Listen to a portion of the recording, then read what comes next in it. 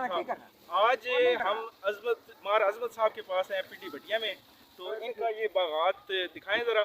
ये बाग हम पिकनिक पे शिफ्ट कर रहे हैं, तो ये 8 बाई 8 पे पौधे लगे हुए हैं और इनको पिकनिक पे शिफ्ट कर रहे हैं। और इसके अलावा यहाँ पे हमने एक पौधे की एयर लेयरिंग की है।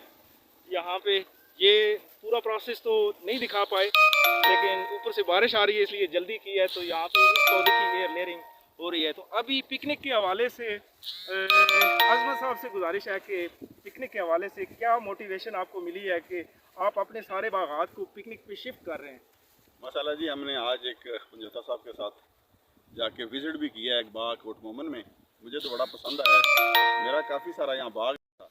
आज मेरे साथ ये तशरीफ़ लाए हैं, इन्होंने टाइम दिया है और हमें गाइड किया है काफ़ी, जो हमें पहले नई चीज़ें पता थी कि चैनल किस तरह बनना है, बेड पे किस तरह शिफ्ट होना है और एयर लेयरिंग कैसे करनी है।